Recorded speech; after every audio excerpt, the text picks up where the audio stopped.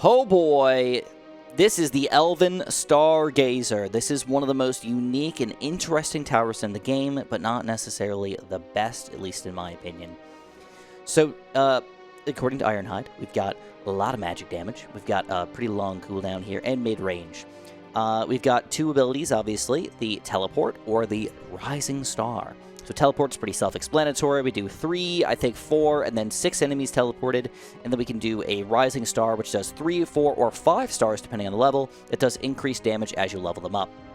So this guy's a very confusing tower, and the most beneficial way to see it is to see it in action, right?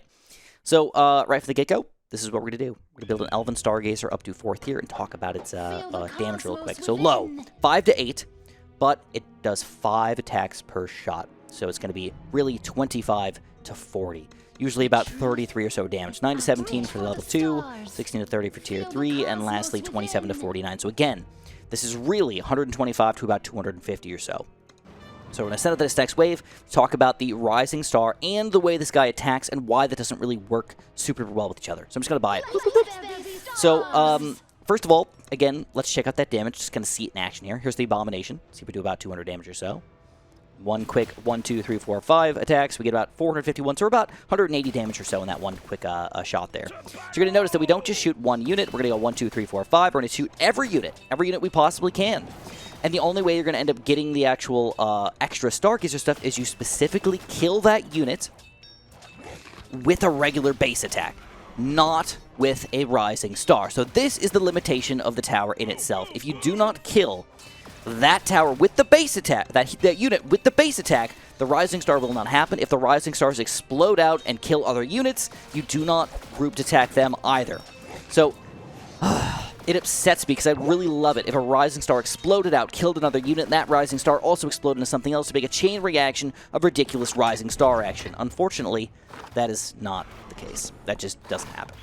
So it's upsetting.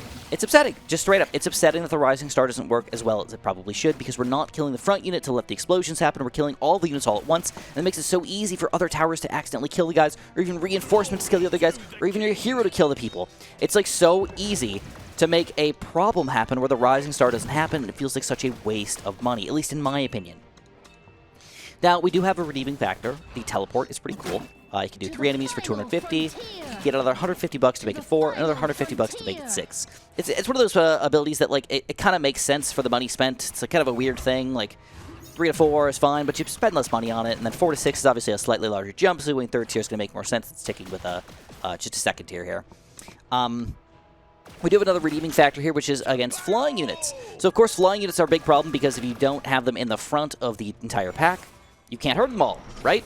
Except in this situation, you can! You can hurt them just by randomly attacking a flying unit kind of in the midst of all of this crap.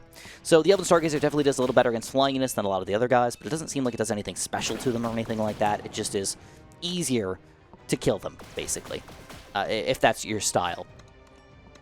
But the Teleport's pretty good. It happens pretty common, and the one nice thing about it is that if you have, obviously, a little bit of blocking units, maybe a hero or something against any big units in the game, a Flesh Golem or big Abominations, Death Claws, whatever's coming out against you, you can just teleport them back, bring them over, and you might be able to teleport them even a 2nd or even a 3rd time before you're able to actually end up killing them, which is not the way you want to play, but it's still a possibility of a way you can play.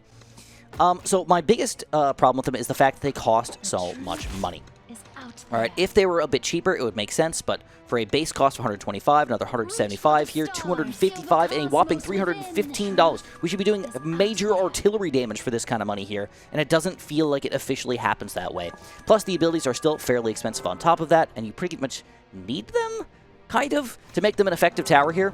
So all of that being said, you can tell that I'm kind of like complaining about this tower. I am. I'll admit it. I'm kind of complaining about the Elven Stargazer as a whole, and I don't really love it that much. I don't think it's horrific, and I think you have use cases where, like, you can definitely make it worthwhile to have on your team. But in general, it's just kind of mid. Mid at best. So I'm going to leave it as a solid 5. That is my official rating. If you guys agree with me, let me know in the comments below by pressing the like button and doing fun stuff. And if you completely disagree, you think that I'm misusing this guy, and I'm actually a complete and utter idiot, that's okay too. Let me know in the comments below why I suck at this game and why the Elven Stargazer is way better than I'm talking about right now. Any which way, thank you guys so much for watching, and of course, have a super duper delicious day.